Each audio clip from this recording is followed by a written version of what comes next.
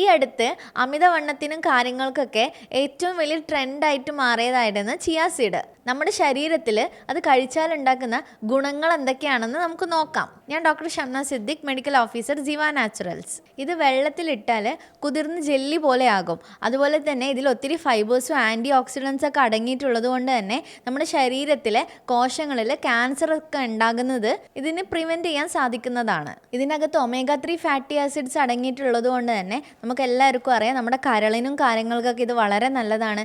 അതുപോലെ തന്നെ രക്തത്തിൽ അടിഞ്ഞുകൂടിയ കൊഴുപ്പിനെ നീക്കാനും HDL വർദ്ധിപ്പിക്കാനും അറ്റാക്ക് തടയാനും വരെ ഇത് കാരണമായേക്കാം. ചില ആളുകൾക്ക് എത്ര ഭക്ഷണം കഴിച്ചാലും വീണ്ടും വീണ്ടും വിശക്കുന്ന ഒരു ഇതൊക്കെ ഉണ്ട്. അതിനൊക്കെ നമ്മുടെ ഈ ചിയാ സീഡ് വളരെ നല്ലതാണ്. ചിയാ സീഡിൽ ഗ്ലൈസിമിക് ഇൻഡെക്സ് വാല്യൂ വളരെ ലോ ആണ്. അതുപോലെ തന്നെ ഇതിൽ ഒത്തിരി ഫൈബേഴ്സും അടങ്ങിയിട്ടുണ്ട്. ഇങ്ങനെയുള്ള ആളുകൾ രാവിലെ ഭക്ഷണത്തോടൊപ്പമൊക്കെ ചിയാ സീഡ് 1 ടീസ്പൂണൊക്കെ എടുക്കാൻ വേണ്ടി നോക്കുക.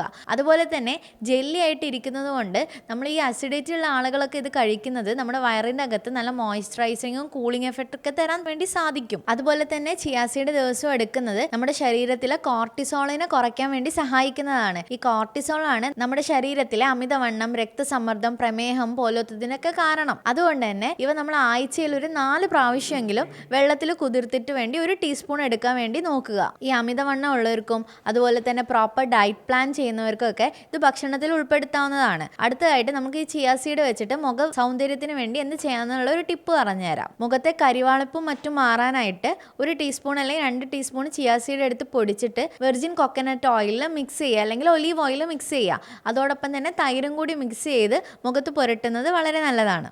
താങ്ക്